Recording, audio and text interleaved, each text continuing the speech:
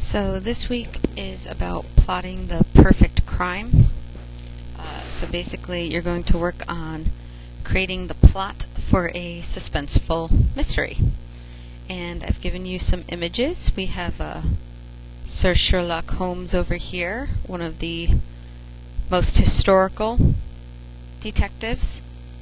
We have the sleuth Cam Jansen, the girl with the photographic memory. So she solves mysteries using her memory and what she has saved away in it. Encyclopedia Brown is basically like a boy genius who figures out mysteries. Nancy Drew and the Hardy Boys were two separate series that sometimes combined into what they called a super mystery. And although these are older, I read a bunch of them as a teen, and so that's why I stuck it on here. And the Boxcar Children was another series that I really loved. Basically, it started out with these four kids who their parents died, and rather than go live with their grandfather, they kind of ran away. They survived on their own, and each book develops their characters, but they also solve an issue. They solve a mystery of some sort. This website, if you go to it, and I put it under the announcements, it's a YouTube video of the movie Clue. And I was just giving you an example of a suspenseful mystery. And Clue the movie was based on the board game, and the movie itself has 3 different endings. So, just like the game, the killer can be anybody. So what you're going to do, you're going to make up your story. And most stories are about the adventures of a main character that, and what they do on the way to making his or her dreams come true. Now, this is for a general plot. For a mystery, you are going to describe the adventures the main character has in solving the mystery. So, whether the quest is to become the king of a secret world under the bed or to be the first person to land on Jupiter, the journey is never easy, and a mystery is always twice as complicated. Your character will encounter many obstacles along the way, and that is a good thing. For instance, they might have more than one suspect. They might have more than one mystery. They might have a dilemma that tries to keep them from solving the mystery. And these obstacles basically are what make the story exciting. So, I've used mystery a whole bunch of times. What is it? Well, it's a fictional story in which a character needs to figure out who committed a crime. You've seen them on television, at the movies, the game Clue, or a book. Basically, people enjoy the challenge of figuring out who is responsible for a crime. So, mystery stories in general have common themes. They have at least one suspect or a person who could have committed the crime. They have at least one victim or character who was wronged, hurt, or killed in the story. When I say wronged, it could be as simple as having their lunch money stolen. Okay? And third, they all have an investigator or a detective who goes about solving the mystery. Now, the investigator or detective, do they have to be a professional? No. Nancy Drew, Hardy Boys, Cam Jansen, Boxcar Children, Encyclopedia Brown, they're not professionals. None of them have a investigator badge. None of them are police officers. And yet, they constantly solve crimes. So the role of the investigator, regardless of who they are, often tries to find a witness to the crime. They try to find evidence to help solve the crime. They try to track down the clues to determine a person's motive or reason for committing a crime. And after they gather all this information, hopefully with some real evidence, the investigator or investigators put the details and pieces together to try to solve the crime. Now, a mystery is unique because the plot, or basically the main purpose of the story, focuses on a crime, which is a puzzle or problem that needs to be solved. And the author's job is to add clues to the story to help the reader solve the puzzle by the end of the book. So not only is the investigator trying to solve the mystery, but the reader should be trying to solve it as they're reading through the book. Okay? Now, an author can also add misleading clues to keep the readers in suspense. And basically, your goal as the author is to get your reader to try to predict or guess the final outcome. I tend to do this all the time, especially when I'm watching TV. We have so many TV shows now that are about crime that sometimes you get pretty adept at figuring out who the guilty party is. Whether you're right or not is a whole different set of circumstances, but if you find that while you're watching a crime show and you're trying to guess in the first 10 minutes who did it, that TV show episode has successfully hooked you as the viewer, and that's your goal for this mystery. Just a quick timeline, just so you can see how long mysteries have been written. Supposedly 1841 is around where the first mystery is created, and it's by author Edgar Allan Poe. And he had The Murders in the Rue Morgue, The Mystery of Marie Roget, and The Purloined Letter. And they're all with Detective Auguste C. Dupin, who solves these cases. So he's the main character in all three of these works. In 1860, we get this author Wilkie Collins, who wrote The Woman in White and The Moonstone. Charles Dickens, he actually wrote one, but it was published after his death, and it was The Mystery of Edwin Drood. Now we're getting into some people, some names that you might recognize. Sir Arthur Conan Doyle is the creator of Sherlock Holmes and Dr. Watson, and Sherlock Holmes was first featured in The Hound of the Baskervilles, and then it went on to be a series. It gained momentum. It actually became a comic book series, and now we have not just the movies, but we also have a TV show called Holmes. In the 1900s, you get these three authors: Agatha Christie, Earl Stanley Gardner, Ed McBain. Now, Agatha Christie has supposedly sold over 4 billion books, and this is not just through her lifetime. This is since she first started writing. So she's probably one of the most sellable authors. And she wrote, one of her first books was The Mysterious Affair at Styles. And then Earl Stanley Gardner, his first book was The Case of the Velvet Claws. And Ed McBain was The Blackboard Jungle. Now, Carolyn Keene and Franklin W. Dixon are pseudonyms. Okay, so they are not real people's names. What happened is one person took on the perspective of two people, and this person wrote as Carolyn Keene for Nancy Drew and wrote as Franklin W. Dixon for the Hardy Boys.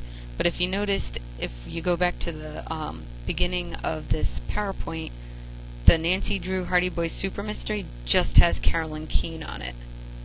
Why? Because it's written by the same person regardless of the author's name.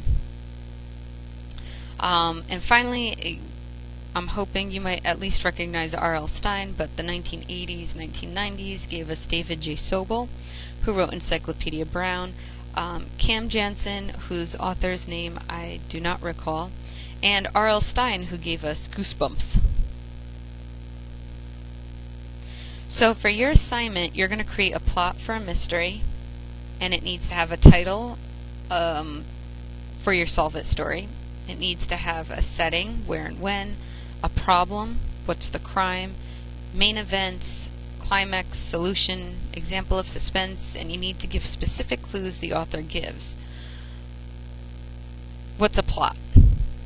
Alright, a plot is the literary element that describes the structure of a story. It shows the casual arrangement of events and actions within a story, And usually we get this diagram, alright, and you would begin here.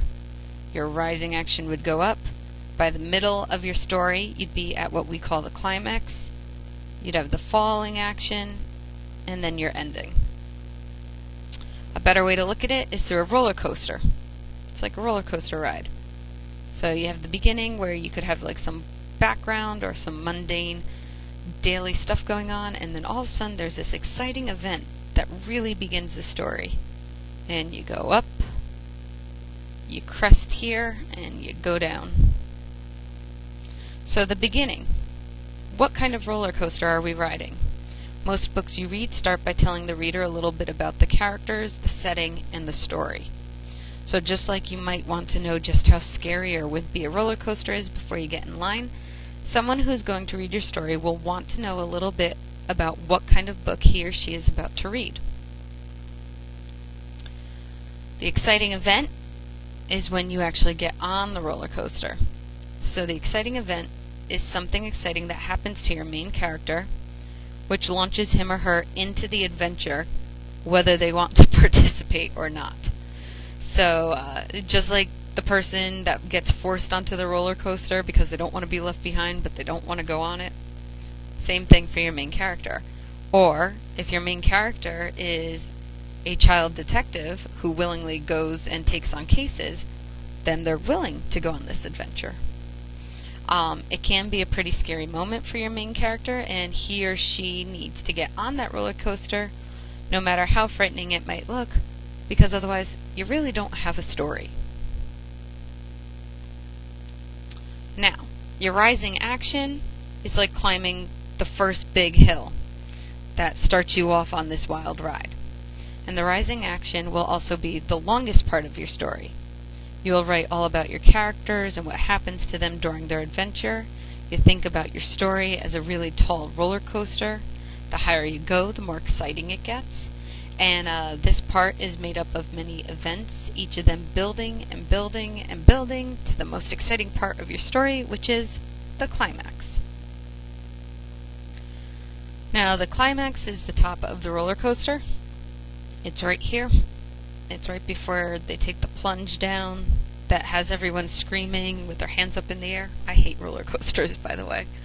The villain usually appears out of the blue, or the lottery is won, and the audience gasps in surprise.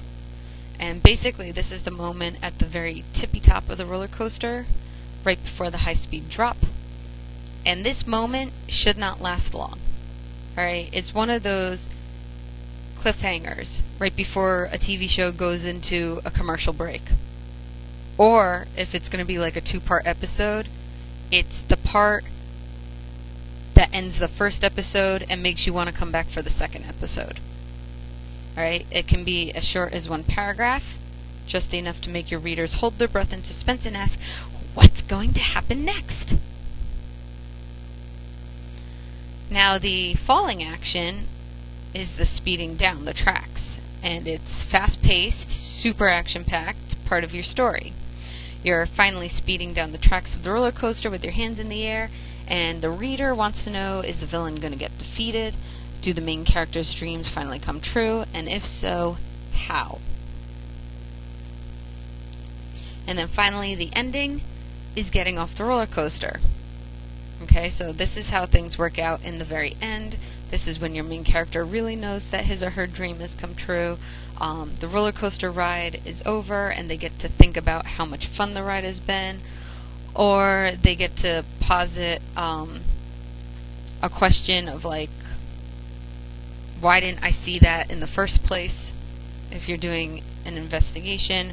Or sometimes the ending stems with a partner asking the main character how they figured it out all so quickly.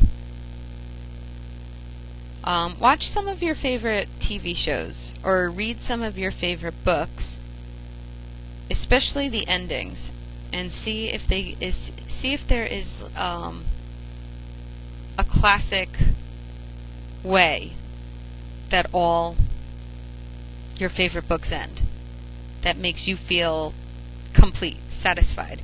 You're not wondering what happened next, or, that's it? Because if that's what you're asking yourself, then the author didn't really do their job. So here's what you're going to do. This is your actual assignment. 1. Describe your setup. In 1 to 2 paragraphs, describe a scene that introduces your characters, your setting, and the main conflicts in your story. Then describe your inciting incident. So in 1 paragraph, describe the event that causes your protagonist to begin his or her adventure. What's the crime? This is number 2. What is the crime? Number 3, describe some of your rising action. Write a list of 5 events that build up to the climax of your novel. Don't forget to include all of your supporting characters. So this should be where your main character is trying to find out who could have possibly done the crime and is gathering up the clues and the evidence. Describe your climax. In 1 paragraph, describe what will happen in the climax of your novel. For a mystery, this is usually when the detective makes the big reveal of who's done it. Okay? And then your falling action in 1 to 2 paragraphs describes what happens after the climax. Does your protagonist get what he or she wants? Does the antagonist get defeated? How?